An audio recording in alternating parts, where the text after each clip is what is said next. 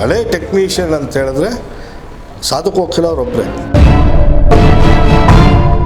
Of the screen Darshan ಏನು ಮಾತಾಡಿದ್ದಾರೆ, ಸಾಧು ಕೋಕಿಲ ಅವ್ರು ಏನು ಮಾತಾಡೋದು ಅಲ್ಲಿ ಗೊತ್ತಿಲ್ಲ. ಬಟ್ ಇದೇ ನಾಗೇಂದ್ರ ಪ್ರಸಾದ್ ಅವರು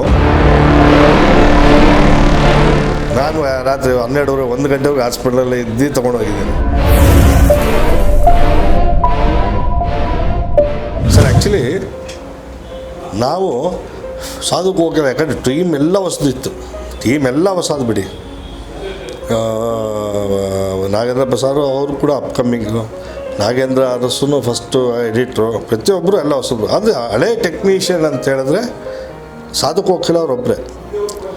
ಬಟ್ ಅವರು ಏನು ಸಾಂಗ್ ಡೆಡಿಕೇಟ್ ಮಾಡೋದು ಪ್ರತಿಯೊಂದು ಕೂಡ ಖುಷಿ. ಬಟ್ ಆಫ್ ದ ಸ್ಕ್ರೀನ್ ಪಾಪ ಡಿಸ್ಕಷನ್ ಮಾಡಿರ್ಬೋದು ಯಾರು ದರ್ಶನ್ ಅವರಾಗಲಿ, ಬಟ್ ಅದು ಗೊತ್ತಿಲ್ಲ, ಅದು ನಮ್ಮ ಗಮನಕ್ಕೆ ಬಂದಿಲ್ಲ. ನಮಗೇನು ಔಟ್ಪುಟ್ ಸಾಧು ಕೋಕಿಲ ಕೊಡ್ತಾರೆ, ಬಟ್ ಅಲ್ಟಿಮೇಟ್ ಆಗಿತ್ತು. But of the screen Darshan ಏನು ಮಾತಾಡಿದ್ದಾರೆ, ಸಾಧು ಕೋಕಿಲ ಅವ್ರು ಏನು ಮಾತಾಡೋದು ಅಲ್ಲಿ ಗೊತ್ತಿಲ್ಲ. ಬಟ್ ಇದೇ ನಾಗೇಂದ್ರ ಪ್ರಸಾದ್ ಅವರು ನನಗೆ ಇವತ್ತು ಜ್ಞಾಪನ ಇದೆ. ಅವರಿಗೆ ಮೈಗೆ ಹುಷಾರಿರಲಿಲ್ಲ, ಇಲ್ಲೇ ರಾಜಾಜಿನಗರ ನರ್ಸಿಂಗ್ ಹೋಮಲ್ಲಿ ಅಡ್ಮಿಟ್ ಆಗಿರ್ತಾರೆ. ಅಡ್ಮಿಟ್ ಆಗಿದ್ದಾಗಲೇ 2 ಸಾಂಗ್ ಬರ್ಕೊಡ್ತಾರೆ. ಹಾಸ್ಪಿಟ್ಲಲ್ಲಿ ಅಡ್ಮಿಟ್ ಆಗಿದ್ದಾಗಲೇ ಅಲ್ಲಿ 2 ಸಾಂಗ್ ಬರೆದು ಕೊಡ್ತಾರೆ. ನಾನು ರಾತ್ರಿ 12 1 ಗಂಟೆವರೆಗೆ ಹಾಸ್ಪಿಟಲಲ್ಲಿ ಇದ್ದು ತೊಗೊಂಡೋಗಿದ್ದೀನಿ.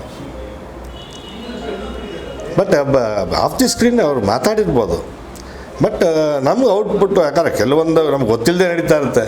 ಕೆಲವು ಕಣ್ಣು ಮುಂದೆ ನಡೆಯೋದು ಬೇರೆ, ಕಣ್ಣು ಹಿಂದೆ ನಡೆಯೋದು ಬೇರೆ. ಬಟ್ ಹೇಳಿರ್ಬೋದು ಒಬ್ಬ ಆರ್ಟಿಸ್ಟು, ಅವನು ಪಾಪ ಒಬ್ಬ ಹೀರೋ, ಅವನು ಒಂದು ಕಲ್ಪನೆ ಇಟ್ಕೊಂಡು ಅವ್ನಿಗೆ ಯಾಕೆ ಇಷ್ಟ ಆಯಿತು ಗೊತ್ತಿಲ್ಲ, ಇಷ್ಟ ಆಗಿಲ್ಲ ಗೊತ್ತಿಲ್ಲ. ಬಟ್ ಅವರು ಚರ್ಚೆ ಆಗಿರ್ಬೋದು, ಆಗದೇನೆ ಇರ್ಬೋದು. ಬಟ್ ನಮಗೇನು ಸಾಧು ಕೋಕಿಲ ಅವ್ರು ಔಟ್ಪುಟ್ ಕೊಟ್ಟರು ಅಲ್ಟಿಮೇಟ್.